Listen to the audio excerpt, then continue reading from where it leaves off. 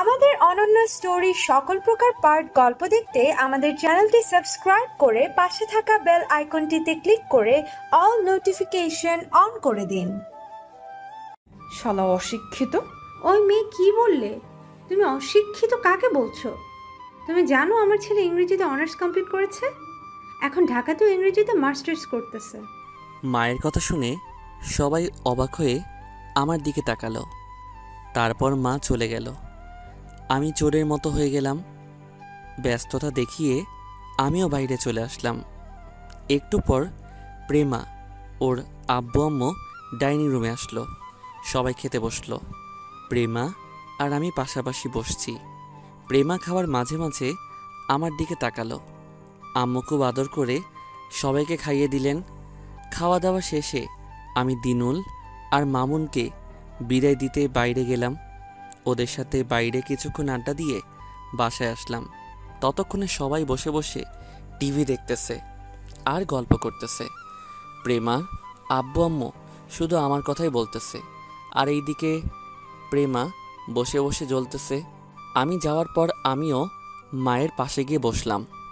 আমি সহ কিছুক্ষণ গল্প করলাম। তারপর শ্বশুর শাশুড়িকে ওনাদেরকে রুম দেখিয়ে দিলাম ঘুমানোর জন্য। প্রেমা মনে করছে ওরেও কিছু বলবো, কিন্তু না, কিছুই বললাম না। আমি আমার রুমে চলে আসলাম। এসে বিছানায় শুয়ে শুয়ে মোবাইল টিপতেছি। খেয়াল করে দেখলাম প্রেমা চোখ মুখ লাল করে রুমে আসলো। এসে দরজাটা ঠাস করে লাগিয়ে দিল। ওই, তুই আমাকে দেখে চলে আসলি কেন? কেন, আমি কি আপনাকে কোলে করে নিয়ে আসবো নাকি? খুব ভাব চলে আসছে তোর, তাই না? একবার ঢাকা চল, তারপর দেখবি তোর কি হাল করি। সেটা পরে দেখা যাবে। এখন ফেনীতে আছেন, আমার এলাকায়। নিচের বাসা থেকে খুব ভাব দেখাচ্ছিস, তাই না? যা মনে করেন। ওই, তুই যে পড়ালেখা করেছিস, আমাদের কিছু বললি না কেন? আমরা তো কিছুই জানতাম না। আপনি এখন অনেক কিছু জানেন না, আর ছোটদের সব কিছু জানতে নেই। কি, আমি ছোট? আমাকে দেখতে ছোট লাগে? দেখতে ছোট লাগে না, বাট মন মানসিকতা এখনও ছোট। বিদেশে পড়ালেখা করেছেন, অথচ কোথায় কি বলতে হবে সেটাই জানেন না। ও আচ্ছা, এখন আমাকে তোর কাছ থেকে আচরণ শিখতে হবে। সর, আমি ঘুমাবো। ফ্লোরে থাকেন। ফ্লোরে থাকবো মানে? আপনার বাসায় আপনি খাটে ছিলেন আর আমি ফ্লোরে। এখন এখানে আমি খাটে ঘুমাবো আর আপনি ফ্লোরে ঘুমাবেন। আমি ফ্লোরে থাকতে পারবো না। As you wish. প্রেমার দিকে তাকিয়ে দেখি মনে হচ্ছে এক্ষুনি কেঁদে দিবে। ফকিন্নি ঠেলা বুঝো, আমাকেও অনেক অপমান করেছ, অনেক জ্বালিয়েছ।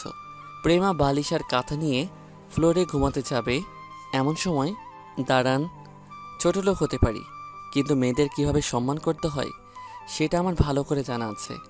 যান, খাটে গিয়ে ঘুমান। প্রেমা দাঁড়িয়ে রইল। আমি মোবাইলটা টিপতে টিপতে ছাদে চলে গেলাম। ওখানে গিয়ে বসলাম।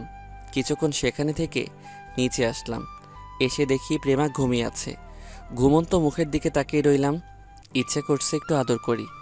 যদি টের পেয়ে যায় তাহলে আমার গোষ্ঠী উদ্ধার করবে। আমি গিয়ে বারান্দায় ঘুমালাম। সকালে ঘুম থেকে উঠে নামাজ পড়ে নিলাম। তারপর বাইরে কিছুক্ষণ ঘুরলাম। অনেক দিন পর এলাকায় আসলাম। মোটামুটি ভালোই লাগছে। সবার সাথে ঘুরলাম, আড্ডা দিলাম, মোটামুটি ভালোই লাগছে। প্রেমার আব্বু আম্মুকে অনেক জায়গায় ঘোরালাম। প্রেমাও ছিল, যদিও তার আর আমার মাঝে খুব একটা কথা হয়নি। এভাবে কিছুদিন চলে গেল। রাতে সবাই বসে গল্প করতেছি, এমন সময় প্রেমার আব্বু বলল, আরাফাত। জি বাবা, বলেন। অনেক দিন তো থাকলাম, তোমাকে অনেক ধন্যবাদ এখানে নিয়ে আসার জন্য। আমাদের সত্যের কথা মনে আছে? এভাবে চললে তো আর মনে হয় না কোম্পানি রক্ষা করা যাবে। আমাদের ঢাকাতে ব্যাক যাওয়া উচিত। কখন যাবেন? কালকে চলো, অনেক দিন তো ঘুরলাম। বেআই বেআইনকে আমাদের সাথে নিয়ে চলো। না বেয়াই, এখন আমরা যেতে পারবো না, একটু কাজ আছে বাড়িতে। আপনারা আরও কিছুদিন থেকে যান, তারপর আমরা না হয় যাব। সে কি বেআই, আপনারা যাবেন না? এটা কি করে হয়? যাব আরও কিছুদিন পর। আরাফাত, তাহলে কালকেই চলো। কালকে চলে যাবেন? তোমার কি কোনো কাজ আছে? না, আমার তেমন কোনো কাজ নেই। আচ্ছা, তাহলে আপনারা সব কিছু গোছান, সকাল সকাল রওনা দিব। তারপর আমি বাইরে এসে দিনুলকে কল দিলাম। ও আর মামুন আসলো। দোস্ত, আমরা কালকে চলে যাচ্ছি। আমরাও কি কালকে যাব? না, তোরা আরও কয়েকদিন পরে আসিস, আমি তোদের কল দিয়ে জানাবো। আরও কিছুদিন থেকে যা। না রে দোস্ত, এমনিতেই অনেক দিন চলে গেছে, আরও আগে চলে যেতাম। প্রেমার আব্বু আম্মু কিছু বলছে না দেখে এই কয়েকদিন থাকলাম। তোর শ্বশুর কি জানে আমাদের চাকরি দিচ্ছিস? না, জানে না, তবে আমি ওখানে গেলে ম্যানেজ করে নিব, তোরা টেনশন করিস না। কখন রওনা দিবি? ফজরে নামাজ পড়ে এসে নাস্তা পানি করে তারপর। আচ্ছা ঠিক আছে। এভাবে আরও কিছুক্ষণ কথা বলে বাসায় চলে আসলাম। এসে খাওয়া দাওয়া করে নিলাম, তারপর রুমে গেলাম। দেখলাম প্রেমা মন মরা হয়ে বসে আছে, হয়তো মন খারাপ হয়ে আছে। খারাপ হওয়ারই কথা, এই কয়েকদিন আব্বু আম্মু প্রেমাকে নিজের মেয়ের থেকেও বেশি আদর করেছে। মা নিজের হাতে খাইয়ে দিয়েছে, নিজের হাতে ওর মাথায় তেল দিয়ে দিত। আমরা কি কালকেই চলে যাব? হুম। ওনারা কি আমাদের সাথে যাবে? কারা? তোমার আব্বু আম্মু? বাহ, তুই থেকে তুমি, ভালোই লাগছে। না, আব্বু আম্মু যাবে না, এখানে কিছু কাজ আছে, আরও পরে যাবে। ও, আপনি চাইলে থেকে যেতে পারেন, থাকবেন? আচ্ছা, অনেক রাত হইছে, ঘুমিয়ে পড়েন, সকালে আবার তাড়াতাড়ি উঠতে হবে। প্রেমা কিছু না বলে বসে রইল। আমি গিয়ে বারান্দায় শুয়ে পড়লাম। সকালবেলা ফজরের আজান শুনে ঘুম ভাঙল। উঠে ফ্রেশ হয়ে নামাজ পড়ে নিলাম। বাইরে গিয়ে দিনুল আর মামুনের সাথে দেখা করে বিদায় নিয়ে নিলাম। তারপর বাসায় এসে নাস্তা করে নিলাম। গোসল করে এসে সব মালামাল গাড়িতে উঠালাম। তারপর ওনারা সবাই আসলো। মা প্রেমার গলায় একটা অলংকার পরিয়ে দিল, আবার হাতে অনেকগুলো টাকা। আব্বু আম্মু ওনাদেরকে বিদায় দিলেন।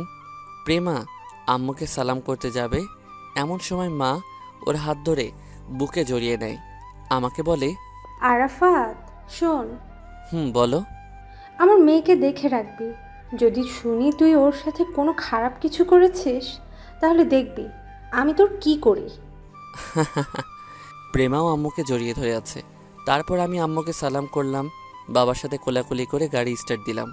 এরপর ঢাকার উদ্দেশ্যে রওনা দিলাম। গাড়িতে আমি, বাবা আর আম্মা অনেক কথা বললাম, কিন্তু প্রেমা একেবারেই চুপ। কুমিল্লা মিয়ামি রেস্টুরেন্টের সামনে গিয়ে দাঁড়ালাম, কিছু খাবো। সবাই নামলো, তারপর ভিতরে গেলাম, খাবার অর্ডার দিয়ে বসলাম। প্রেমার দিকে তাকিয়ে জিজ্ঞেস করলাম, কী হয়েছে আপনার? কিছু না। ওনাদের জন্য মন খারাপ? আচ্ছা, আর কিছুদিন যাক, ওনাদেরকেও ঢাকা নিয়ে আসবো সারা জীবনের জন্য। সত্যি? এখন খেয়ে নে। তারপর সবাই নাস্তা করে আবার গাড়িতে উঠলাম। ঢাকা আসতে আসতে প্রায় দুপুর হয়ে গেল। বাসায় যাওয়ার সময় বাইরে থেকে খাবার নিয়ে গেলাম, কারণ এখন রান্না করা সম্ভব না। বাসায় গিয়ে ফ্রেশ হয়ে খেয়ে আমি নিচে এসে সেই আগের ড্রাইভারের রুমে এসে ঘুমালাম। রাতের বেলায় এশারে নামাজ পড়ে এসে দাদুর কবর জিয়ারত করে আসলাম। তারপর বাসায় আসলাম, খাওয়া দাওয়া করে প্রেমার রুমে গেলাম, কারণ নিচে গেলে বাবা মাইন্ড করে। অনেকবার আমাকে নিচের রুমে থাকতে নিষেধও করছে। তাই প্রেমার রুমে গেলাম, গিয়ে দেখি সে আম্মুর সাথে তোলা সেলফিগুলো দেখতেছে। আমাকে দেখে মোবাইলটা রেখে দিল। আমি একটা বালিশ নিয়ে সোফার দিকে যাব, এমন সময় প্রেমা বলল, একটা কথা বলবো? বলেন। তুমি চাইলে খাটে ঘুমাতে পারো, আমার সমস্যা হবে না। ধন্যবাদ, কিন্তু আমি ঘুমাবো না। কেন? ড্রাইভার কখনো মালিকের মেয়ের সাথে ঘুমাতে পারে না। তুমি তো আমার হাজবেন্ড। কে বলল? সবাই তো জানে। সবাই জানে, কিন্তু এটা জানে না যে বিয়ের পর থেকে আমি নিচে ঘুমাই আর আপনি খাটে। সবাই এটা জানে যে আপনি আমাকে আগের মতো সেই তুই করেই ডাকেন, যেখানে সেখানে অপমানিত করেন। আমার খাটে থাকার দরকার নেই, আপনার খাট আপনি ঘুমান। প্রেমা কিছু বলতে চেয়েছিল, বাট তার আগে আমি রুমের লাইটটা অফ করে শুয়ে পড়ি। পরের দিন সকালে বাবা আর আমি একসাথে অফিসে যাই। আমি গিয়ে আমার ডেস্কে বসি আর বাবা ওনার রুমে যাই। আমি অন্যান্য কর্মচারীদের কাছ থেকে সব কিছু বুঝে নিই, তারপর নতুন করে আবার সব কিছু শুরু করি। বাবার রুমে গেলাম। বাবা, আসবো? আরে আসো আসো, কিছু বলবে? বাবা, একটা কথা বলার ছিল। বলো। বাবা, ফেনীতে আমার 2টা বন্ধুকে বলেছি এখানে কাজ করার জন্য। ওরা সহ একসাথে কাজ করলে আমরা অনেক দূর এগিয়ে যেতে পারবো, না হলে লোন শোধ করা কষ্ট হয়ে যাবে। তোমার যেটা ইচ্ছা হয় সেটাই করো, যেভাবে ভালো বোঝো। বাবা, আরেকটা কথা। কি? বাবা, আমি ওদের সাথে বাইরে থাকবো। বাইরে থাকবে মানে? বাবা, আমি চিন্তা করেছি অফিসের উপরের তলায় আমাদের থাকার ব্যবস্থা করব। আমি আর বাসায় যাব না, এখান থেকেই কাজ করব। সে কি বাসায় যাবে না কেন? বাসা থেকে করলেই তো পারো। বাবা, মাত্র 6টা মাস, আমাদের মাথা থেকে সব চাপ চলে যাক, তারপর না হয় বাসায় গিয়ে থাকবো। এই 6 মাস আমার মাথায় বাসার চিন্তা না থাকাই বেটার হবে। প্রেমা কি বলবে? আপনি বলে দিয়েন, না হয় আমি আজকে বলে দিব। প্রয়োজনে আমি ওকে কলেজে দিয়ে আসব, আবার ছুটির পর নিয়ে আসব। আচ্ছা বাবা, তোমার যেভাবে মন চাই করো। ধন্যবাদ। তারপর আমি আমার ডেস্কে চলে গেলাম। গিয়ে দিনুল আর মামুনকে কল দিয়ে আগামীকাল আসার জন্য বললাম। ওরাও আসবে বলে জানিয়ে দিয়েছে। অফিস শেষে গাড়ি চালিয়ে বাবাকে নিয়ে বাসায় গেলাম। রাতের বেলা সোফায় বসে টিভি দেখতেছে, এমন সময় আমি বাবাকে ইশারা দিয়ে বিষয়টা বলতে বললাম। বাবা পুরো বিষয়টা আমাকে আর প্রেমাকে বুঝিয়ে বলেছেন, ওনারা কিছুই বলেনি। রাতে ঘুমাতে গেলাম। প্রেমা বলল, বাসায় থেকে অফিস করা যায় না? গেলেও করব না, মাথার উপর অনেক চাপ, পরেরটা পরে দেখা যাবে। আমার কলেজ? কলেজ প্রতিদিন করার দরকার নেই, সপ্তাহে 2-3 দিন করবেন। আর আমাকে কল দিয়েন, আমি দিয়ে আসবো। প্রেমা আর কিছু না বলে ঘুমিয়ে গেল, আমিও ঘুমিয়ে গেলাম। পরের দিন বাবাকে অফিসে নামিয়ে দিয়ে আমি বাস স্টেশনে গেলাম দিনুল আর মামুনকে নিয়ে আসতে। অনেকক্ষণ ওয়েট করার পর ওরা আসলো। ওদের সাথে কোলাকুলি করে গাড়িতে বসিয়ে ওদেরকে সরাসরি অফিসে নিয়ে গেলাম। তারপর অফিসের উপরের তলায় ওদের থাকার ব্যবস্থা করলাম। যেহেতু প্রথম দিন, তাই আর ওদের কোনো কাজে না দিয়ে পুরো অফিস ঘুরে দেখলাম আর ওদের কাজ বুঝিয়ে দিলাম। সেদিন ওদেরকে সাথে নিয়ে বাসায় গেলাম, মানে প্রেমাদের বাসায়।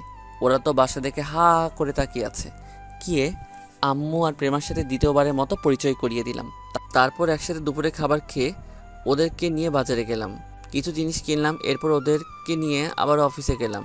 আমি ওদের সব কিছু ঠিকঠাকভাবে করতে বলে বাবাকে আবার বাসায় নিয়ে আসলাম। এরপর আমি আবার ওদের কাছে চলে গেলাম। রাতের বেলা আমি নিজেই রান্না করলাম, খেতে বসলাম 3 জন একসাথে। আরাফাত, তোর ভাগ্য অনেক ভালো। কেন? এই যে এত বড় অফিসের চাকরি, বড় লোকের মেয়ের সাথে বিয়ে, আবার তুই যেভাবে বলছিস ওনারাও তোর কথা শুনতেছে। ভাবিও অনেক ভালো মনের দেখলাম। তোরা আসল মানুষটাকে দেখিসনি, উনি না থাকলে হয়তো কিছুই হতো না। কে? দাদু, দাদুর জন্যই এসব কিছু হয়েছে। আচ্ছা, আরেকটা কথা বলতো, কি? তুই ওই বাসা ছেড়ে আমাদের সাথে কেন থাকবি? সেটা এখন বললেও বুঝবি না, আর কিছুদিন যাক, তারপর বুঝে যাবি। এভাবে আরও কিছুক্ষণ কথা বলে সবাই ঘুমিয়ে গেলাম। সকালে প্রেমা কল দিল, সে নাকি কলেজে যাবে। আমি রেডি হয়ে ওদের বাসায় গেলাম। ওরে গাড়িতে উঠিয়ে আবার কলেজে দিয়ে আসলাম। কলেজে নামিয়ে দিয়ে আমি আবার অফিসে চলে আসলাম। যাওয়ার সময় বাসে চলে যেতে বলেছি, কারণ গাড়ি বাবার কাছেই থাকবে। ওনাকে আজকে বাইরে যেতেই হবে, কয়েকজন ব্যবসায়ীর সাথে কথা বলবে। এইভাবে দিন যেতে থাকলো। আমি দিনুল আর মামুন গাধার মতো খাটতে লাগলাম। অন্যান্য কর্মচারীদের বেতন বাড়িয়ে দিব বলে ওনাদেরকে দিয়েও ডাবল কাজ করাতে শুরু করলাম। একদিন দুপুরবেলা আমি দিনুলের ডেস্কে গেছি, ওর কম্পিউটারে নাকি কি যেন সমস্যা হয়েছে। পাশে মামুনও ছিল। এমন সময় দেখলাম প্রেমা হাতে একটা টিফিন বক্স নিয়ে অফিসে আসলো। বাবাও তো অফিসে নাই, টিফিন কার জন্য? আমার জন্য নাকি? দূর, আমার জন্য কেন আনবে? আর হঠাৎ করে অফিসে আসলো কেন? আস্তে আস্তে সে একেবারে আমাদের সামনে চলে আসলো। ওর আঁচল দিয়ে আমার মুখটা মুছে দিল। আমি তো পুরো অবাক। তারপর বলল, সারাদিন শুধু কাজ করলে হবে, ঠিকমতো খেতে হবে না? আমি বড় ধরনের একটা টাস্কি খেলাম। কাহিনী কি? দিনুল মামুনের দিকে তাকিয়ে দেখি ওরাও হা করে আছে।